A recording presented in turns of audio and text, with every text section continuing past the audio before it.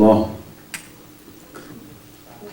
Important Islamic recommendations for our daily social life, interactions with others, and specifically with Allah subhanahu wa ta'ala, is the topic of honesty. That a Muslim, a mu'min specifically, should be an honest person, should fulfill their promises, should stay with their covenant and the promise that they make with someone else. This is among others, of course, relationship with others, and specifically with Allah subhanahu wa ta'ala. The person realizes that this promises and words that he's actually shared with Allah subhanahu wa ta'ala, she has to stay with those things. One of the important achievements of these occasions like Ramadan, it's not what we do mostly. It's about what we do, how to maintain them. Towards the end of this month, inshallah, we'll talk more about this. But we call it the truth and honesty of qalb and heart. Sometimes in words, you're honest, you say something, you tell the truth. But more important than that is that the truthfulness and ahd and promise that you make with your heart with someone, specifically with Allah subhanahu wa ta'ala. That what you promise Allah, you will follow those, you will stay with those, and you don't break your promises. Quran says, Bismillah ar-Rahman ar-Rahim, min al-mu'mineen rijalun sadaqu ma ahadullah. Among the mu'mineen, some of them are men who came true to the covenant they had with Allah subhanahu wa ta'ala. When they promise Allah subhanahu wa ta'ala, they stay with that. How many times, specifically in Ramadan, we promised Allah subhanahu wa ta'ala, I'm going to do this, give me another chance, I'm going to do that night of Qadr specifically, it was the peak of that. فَمِنْهُمْ مَنْ قَضَى نَحْبَهُ وَمِنْهُمْ مَنْ يَنْتَزِرُ وَمَا بَدَّلُوا تَبْدِيلًا. Some of them already fulfilled their vows. Some of them were still waiting and they did not change their commitment. One of the most important characteristics of a mu'min is this commitment, and in all aspects. It can be in relationship with others, like I said, it can be financial, it can be job-wise, and specifically it can be in relationship with who? With Allah subhanahu wa ta'ala. The commitment of that. Our problem, if you look, our problem is not about what should we do, what should we ask Allah specifically. We know, we pray, we do it. The more important aspects of our problem is that how to maintain, as I said, how to keep these blessings that we gain from Ramadan. Right? Otherwise, what else you want to do? Seriously, what else you can do? We come to masjid all the time, we recite the Quran, night of Qadr until Sahab. Is there anything else to do? I'm not going to say it's so amazing that we tell Allah we have something. But how to maintain these things, right? How to stay with this thing that we gained so far is about this topic of stay with the promises that you made to yourself and to Allah. I have some clients that come here, they want to lose weight, okay? When they talk to me, I see the feeling that how desperate they are, how confused they are, sometimes they don't know, which goes back to psychological things. But more important than anything else is that they said, I'm losing weight, but I gain it again. I'm like, more important than losing weight is to make sure you maintain how much you lost. Because the problem is fluctuates, right? You lose weight 5 pounds, next week you eat 1 candy, or a whole 5 pounds comes back to you. And then you get disappointed, right? It's not about how much you lost. All of them, they can lose weight within 1 month, for example, 5 pounds, 10 pounds. This is not the problem. Their problem is to maintain what they lost and now go to the next level, another 5, another 5. Our problem is to what? What we achieve, stay with them and then go to the next level of Iman. That's what we have issue, that we go back, fluctuates our Iman, and then we lose those things that we gain here. That is why in ayat of Quran, in du'as that we have, du'a every single day that you recite for the sake of Zuhur of Imam of Imam Mahdi alayhi salatu wassalam. Allahumma salli ala Muhammadin. He's saying what you're saying in dua every single day, that if someone, a mu'min, will recite this dua 40 days, according to the tradition, will become alive even if they're dead at the time of Zuhur, and they will be part of the supporters of Imam Mahdi. What do you say in this dua? Allahumma inni ujaddidu. Very interesting. I repeat. Ujaddidu lahu fi sabihati yawmi hada. I'll repeat my covenant, my ahd. What? وَمَا عِشْتُ مِنْ أَيَّامِ. And until the end of my life. What do I repeat? Ahdan wa aqdan wa bay'atan. This covenant, this promise, this allegiance that I made, I am what? Refreshing it every single day. Every single day you stay in front of Allah subhanahu wa ta'ala, you refresh this allegiance that you have with Allah subhanahu wa ta'ala. What is it? Is that what you gain, make sure you don't lose it, go work for the next day.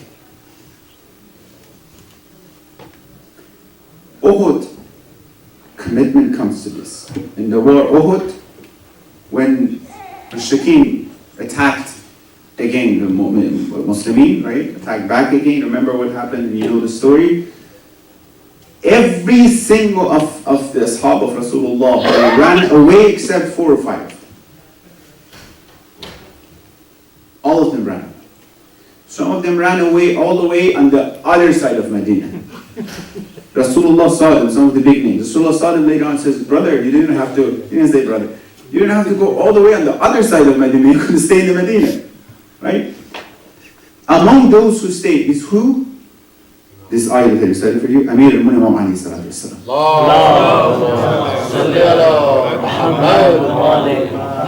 What keeps him, what makes him, and all other few Sahaba that were there, and including few women, 1 or 2 women that among them, what makes them stay? What made them Amir to stay with Rasulullah? You know what is it? It's that commitment, that feeling that is there. That's what we need to focus on. That commitment that we have to follow. No matter what, we have to find that. So the question that comes here, are we fulfilling our ahd with Allah subhanahu wa ta'ala? Are we keeping the promises that we have with Allah subhanahu wa ta'ala? Are we keeping them, really, are we following them, are we fulfilling them or not? You know? That's the very important question that so far, if I know, for example, in one level, I gain, my iman is a little bit better. Okay, what can I do to keep that level of iman? I had 5 days salat al-waqt, for example. How can I do? I keep the spirituality of that 5 days and I work for more. We have ups and downs all the time, you know, even spirituality. How can I do that? I extend this to become longer and longer. So, it's very interesting that when you look at the life and lifestyle of these successful people, like Amir al-Mu'minin himself, at the end of his life, he said something very interesting. And at the night of 19th, when he had a struggle against the head of Amir al-Mu'minin, he said, Fustu wa Rabbil Ka'bah. Swear to the God of Kaaba, I reached salvation. The best translation I can give. That I reached salvation. Fustu, faza, salvation. I reached salvation. No one else could say this. And you don't hear it from anyone else. Except, you know, of course, Rasulullah is definitely in that state. What did he see? What did he feel? How did he feel that he said that word? As soon as he hit the head, Amir al-Mu'minin, probably right after he said this statement. What was there waiting for him that he said, I reached salvation? What is he getting away from? It looks like he got away from something. It's like, Alhamdulillah, I got it. It's like he was waiting for that, right? You heard it that night. Then he keeps coming out, he's looking at the sky, and the whole story you heard about this in the house of his daughter, right? It looks like that he was waiting for something, and that night, when that happened, it's like, that's it, I got the salvation. He's running away from something, and he's getting somewhere. It's like he's waiting for that. Otherwise, why all of a sudden when the pain comes, pain, right? Someone is hitting your head. Usually you said, ouch, oh my God, someone come and help me, this happened, you start. But instead of saying any of these things, that, oh, look what happened to me, or being shocked, what happened to me, you're saying what? I think it was Ayatollah Bahauddin, if I'm not mistaken, or one of the other scholars, Maharaja, that they took him out of Iran for surgery. And when the surgery was over, in the recovery room, that he's still unconscious, right? The doctor came and says, who is this person? He's like, what? He's like, he's different. While he was unconscious, he was reciting Quran, he was talking about Allah. Usually when if I'm unconscious, don't come close to me, I say something that I don't want you to hear, but right? But while he was unconscious, look how much he's involved with Quran and Allah and Islam and relationship with Allah. When he's not even having control, he doesn't have control over himself, he's still into these things. Right? So what is the status of the mind of Amir al-Mu'minin? That moment that he's hitting his head, he all of a sudden says what? A surah which, what do you think it is? What is it? What he is running away from and what he is getting. And how and what helped him to reach that level. That's my point. What helped him? In Munajat Sha'baniyah, which inshallah next Sha'ban, all the time you have the chance and opportunity inshallah to review and recite this dua. Anytime, sometimes don't wait for this dua to be in certain occasions. Just go read the translation, read the dua, that's good. When it's in this occasion, it has more thawab for that occasion. But you can recite it anytime. Dua kamil anytime you want to.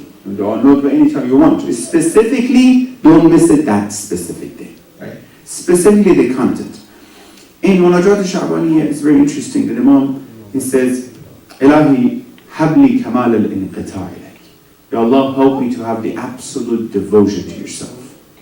We're going to see what helped him. How could he say that for Surah al-Kaaba? Help me to have absolute devotion to you. وَأَنَرْ أَبْصَارَ قُلُوبِنَا بِالضِّيَاءِ نَزَرَهَا إِلَيْكِ. And illuminate the sight of our hearts with the light of observing of you. Observing you. Illuminate our heart by the sight of seeing you and observing you. Okay. What happens here? It looks like nothing is there in this dunya for Amir al-Mu'minin to tie him down. He said, oh my God, how about this? As soon as he's hitting his head, he's saying, that's it. There's no tie here. I already have absolute devotion to Allah subhanahu wa ta'ala. And I'm reaching something that I have to reach. That means this dunya is no tie for him. Not the financial aspects of this dunya.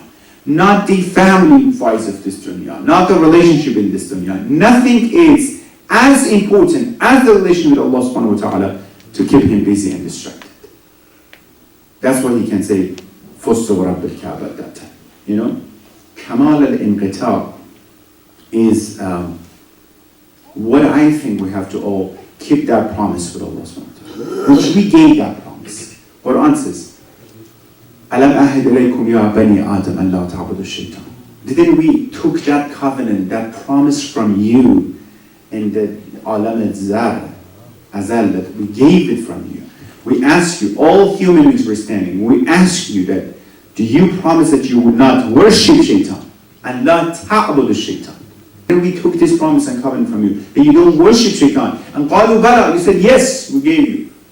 This, and what happened in this dunya, you forgot about this. You worship shaitan in this dunya now. Right? The only thing Allah says that wants from you is to stay with that promise, with the covenant. The only thing to stay with that promise. Based on your level, here's the thing. Based on your level. If your level is that in the third class of Iman, for example, stay strong in that level. Be the toppest students in that level. How about that? Then you will go to the next level, believe me. If your level is that you should definitely try and control yourself to say your salat, make sure you don't miss your salat, lower levels, and then you're fasting and everything. And then you add a little bit of Quran and taqibat and stuff like that. Stay strong into that. Don't miss it. Right? Work on yourself. Add into this, you'll see you go to the next level. What is next level? I have to say my salat on time. I have to say my salat on time. You stay strong in that level, you keep working on that promise that you made with Allah subhanahu wa ta'ala, you see that's not enough anymore. You should do more. The same thing, you go to the gym, the first week is so difficult for you when you weight some lifts, right? Lift some weights. And then that's fine, I have to go add into this. What happened? Because you kept the promise you made to yourself. I'm going to come to the gym all the time. The most important thing that Allah I think he's asking us mostly to stay with is this promise that we made with him, that nothing would distract us from him. Let me give you a good example. Have you seen little children? Sometimes they cry. Right?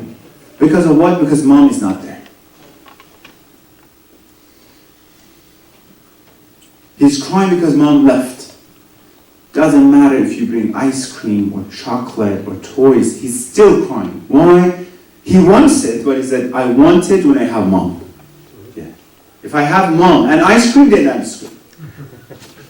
If I don't have mom, I don't want ice cream. Right? He's still crying. He's playing very warmly, he's so busy. All of a sudden, remember, he looks around, mom is not there, starts crying. Have you seen anybody right? What happened? You had fun. Toys are there, games are there, foods are there, chocolates are there. Why are you crying? Because mom is not there. The source of peace is not there for me. Are we like this? Where we are playing so passionately in this dunya. Look at the car, look at that, buy this house, and then it's just a game, isn't it? It's all game. All of it is game. Buy the house, I don't know, work here, you work there, I'm going to have this rank, you're going to have that rank. When we're so busy with these games that we're playing, all of us, right? Do we remember all of a sudden where's God? And start crying? Amir al-Mu'min does. Not that he get distracted, but all the time he's connected. Says, where is he? What can I do to get back? Kamalan in Qita'i. The absolute devotion. Absolute devotion is like that baby doesn't want anything except mom is there. If you want to give me anything with her, yes, I accept it. If I have him, then I have car, house, job, I want it. If I don't have him, I don't want any of these things. I'm going to cry. I'm going to cry. We have hadith, we have to learn certain things from children. From children. Trust to Allah, we have to learn from children. They never cry doubting the benefit and the trust to their parents. Your son, your daughter in your car never cries, please dad, keep us safe, please dad, don't hurt us. Trust you, right? You know, you're taking them from here to there. But sometimes Allah is taking us from here to there. Ya Allah, why are you doing this? Why are you going so fast? You're going so slow. Ya Allah, why are you taking this route? You know? It's like my GPS something else, say something else, and you're going to... We don't trust them. Children, we trust. Hadith said, if you know that risk comes from Allah, why are you complaining? You're complaining. Trust like that a little bit. So we want, this is a promise, we want everything if we have anything. Once you remove it, in psychology we call it insecure attachment. And that's the disorder. Not the disorder, a problem between a relationship between mother and the child. That if mother leaves and the child doesn't care, it's insecure attachment. Something is going on here. If the attachment is secure attachment, it has different topics, ambivalent and others. If secure attachment, if it is secure attachment, when moms leaves, there was a study, specifically. They had the baby start playing with the mom, and the strangers came, okay? And start playing with that baby, and all of a sudden the mom starts going out, the baby starts crying. I can't be with you, I need my mom, right? And then when the mom comes back, he has to start, or she has to hug mom and go pay attention to mom. This is the secure attachment. So if I'm not securely attached to Allah, based on this definition, something is wrong in this relationship. He didn't do anything wrong, I probably did something wrong. In mom and child, maybe mom did something wrong, right? Being away from child for a long time. Yes, some of the things that if mom, doesn't matter if mom is working or busy, has profession, if mom and child are away from each other, that can lead to a secure attachment, right? So, from there, maybe mom's fault is there, but from Allah's side, there is nothing wrong with Allah. That definitely something wrong from my side.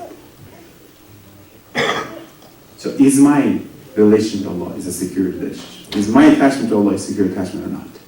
If I would say that I have this world, but when I don't have Allah, it starts panicking and crying and I have issue, that is a secure attachment. But if I see, months and months, I don't go to masjid, nothing of this thing, I don't even care, I'm busy with my things, Some people, they don't even care. Good people. If I miss my salat, I feel bad a little bit, but I'm sorry I'm disrespecting you by saying I miss my salat. Honestly, I should say I miss my salat on time, if that's very disrespecting for you. If I miss my salat on time, do I feel bad? If I had an appointment with anybody else, I would be so adamant to go to catch that appointment. Now I have an appointment with Allah. You missed that? You mean Allah called you and you didn't go? Imagine you have an appointment with someone and says, He called you and you didn't go? You should be horrible. Would you do that? So you mean the CEO of the company called you and you ignored his call? The president called you and you don't go? I want to ask you, Imam of As called you and you didn't answer him? Just imagine for a second. Imam of As calls you and you don't answer him. Literally you reject the call. How would you feel? Forget about Imam of As. Allah is calling you and you're rejecting him. Imam of As is one of the servants of Allah, the best servant. Huh? He calls you and says, Allah, Allah. Instead of saying, Labbaik, let me inshallah do a little bit of cooking here and there and watching a movie and playing and working and something. Really? At least do something. Here's the thing I'll finish with. If you don't want to go answer the call of Allah, at least find something that is worthy of not answering Allah's call. Find something that says, Allah, that was something that was worthy of being distracted. Anything in this dunya. Deal? If you can find anything that is worthy, better than the call of Allah, then go be distracted with that. Can you? Bismillah. If you can, then you should always get what? Something that is the best. Therefore, remember, the most important success behind the success of this awliya of Allah, the Prophet and Ahlul Bayt, they stood with their promises, covenant, ahd, aqd.